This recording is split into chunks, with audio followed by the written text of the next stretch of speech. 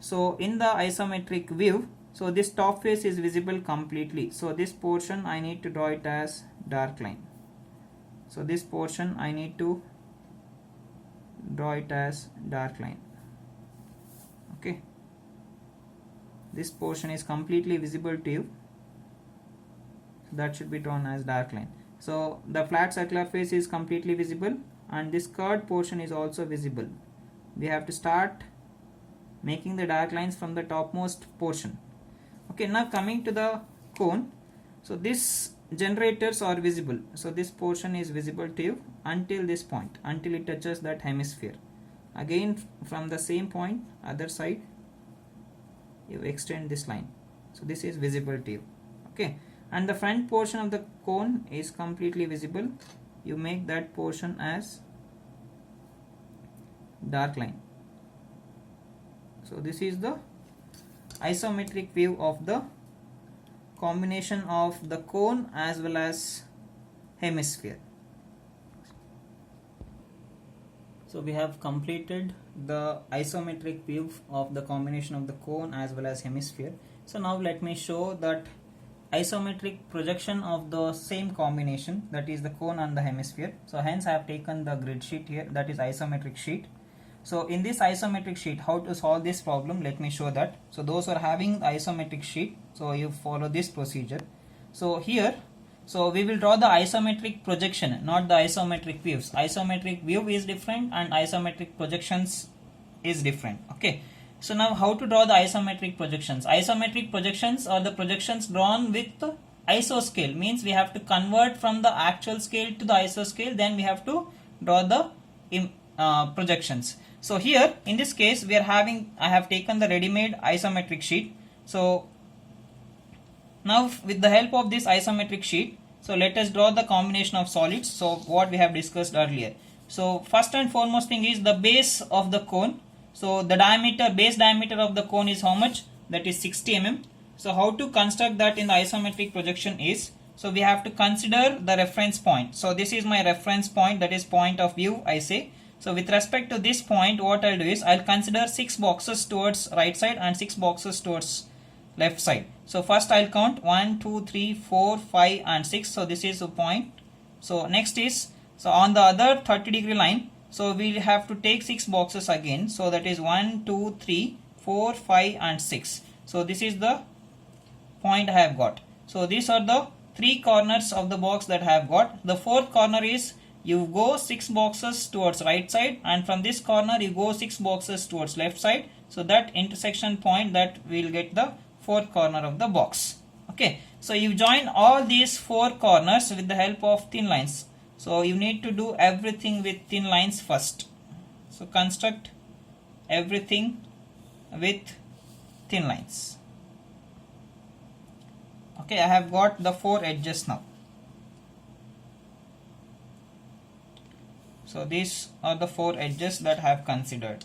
Okay, so after doing this much, so we need to construct an ellipse inside this box of size 60 mm. So how to construct is, so first thing is take the diagonal line. So with respect to this diagonal, so I need to draw 2 medians. So from the point of view, so this is the point of interest, that is called as point of view.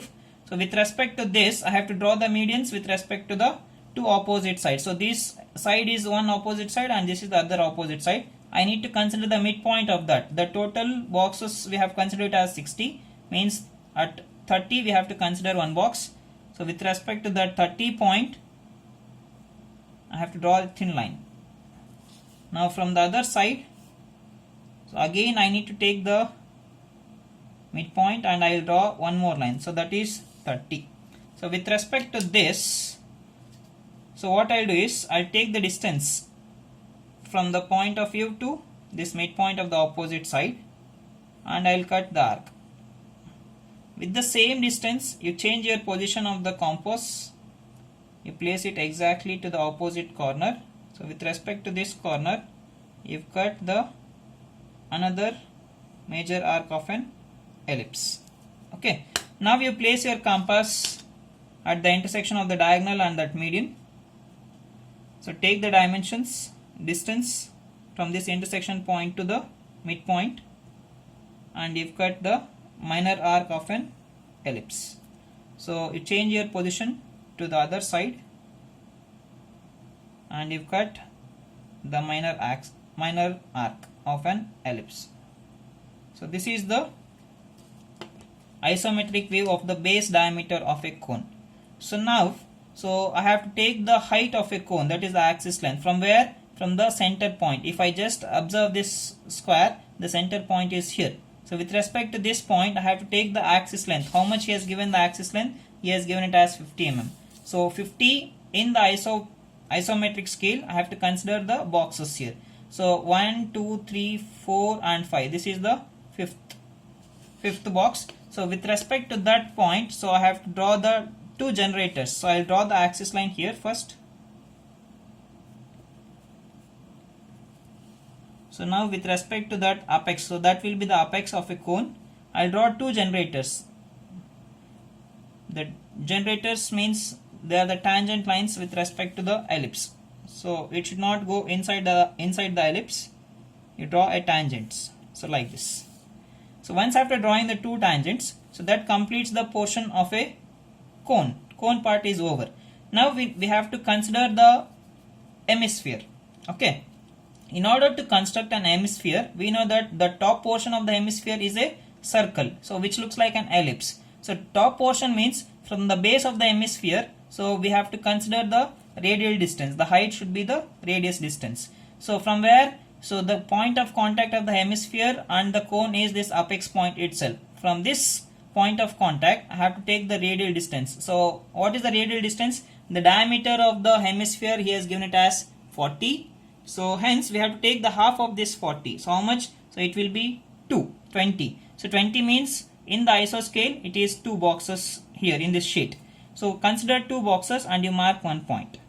Okay. So with respect to this point, I'll draw lines. So otherwise, so if your imagination power is good, so you can extend the boxes. So if you can extend your point of view. So from this point, so this is the 20 box that I'll get.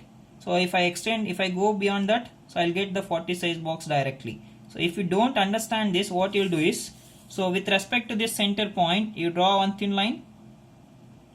You draw a line like this. Now on the other side, parallel to that isometric line, iso line, you draw one more line.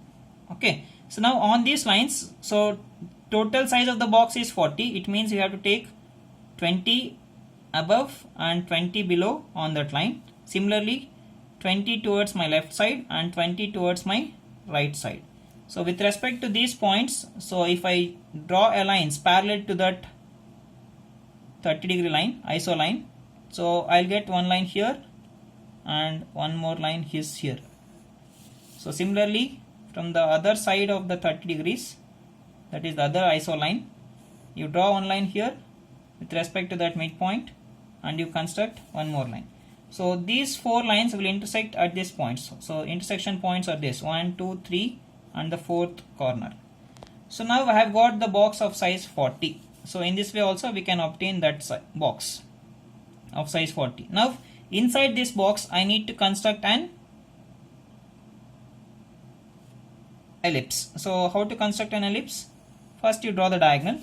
So with respect to this diagonal, I have to consider so from the point of view, so we have to consider the midpoints of the opposite side. So already we are having the midpoints. So you join the medians here. This is one and this is the other one. That is what we will get. So now we have to cut the arcs of the ellipse. So one is the major arc of the ellipse. So you take the reference point, starting reference point. So from there you cut the arc. With the same dimension, change your position of the compass to the exactly opposite corner and you cut an arc like this. So now you cut the minor arcs, you take the position of the compass at the intersection of the bisector or the median and the diagonal. You take the distance to the midpoint and you construct the minor arc of an ellipse. Now change your position, place at this intersection point and you cut the another arc like this. So this is how we will obtain an ellipse. So we have got the flat circular face of the hemisphere. So only the curved portion is remaining. Okay. So now how to construct the curved surface? So the curved surface is a spherical surface. So what we should do is, so in order to construct that curved surface, we have to take the actual sizes of the sphere. So what is that? How much? So the radius we have to take with the help of the scale, that is the actual length. So take 20 mm. So place your compass at this point. So see here. So now it is touching. So in case of iso view, it was not touching to the ellipse. So in this case, it is touching to that. This curved surface of the hemisphere is touching to ellipse part. So this is how we need to construct an curved surface. Okay. So this curved surface should be drawn with actual length because that is a spherical portion. So now coming to the visible lines. So how to make the visible lines? Only the visible lines has to be dark lines. So I have to consider the topmost portion. So that is the flat circular face. That entire face is visible to you. So hence you make that ellipse, topmost ellipse, as thick continuous line. Next is this curved surface. This curved surface is completely visible to you. You make that portion as visible lines. Okay, and this generator is visible. So till here. So again the other side of the generator is also visible. So you make that as dark lines, and the front portion of the cone that is visible, you make it as dark line, and the other side, the front portion of the cone that is also visible to you, you make that portion as dark line. So what is the difference between this isometric view and isometric projection is, so you can just observe. So isometric view is larger in size compared to the isometric projection, because this isometric view is drawn with the actual scale and this isometric projection is drawn with the isometric scale. So what is the relation between isometric scale and the actual scale? So actual scale, so that is equals to 1 by, so otherwise I can write like this. So iso scale is equals to, so 0.8164 times that of the actual scale. Otherwise I can write actual scale is equals to 1 by 0.8164 times that of the iso scale. So always actual scale will be larger, so compared to the iso scale. So that is the conversion factor. So this figure will be equals to the 82%, that is 81.64% that of the isometric view. So this isometric view is drawn with the actual scale, that is full scale. So this is the iso scale. Okay, this completes the projections. Thank you.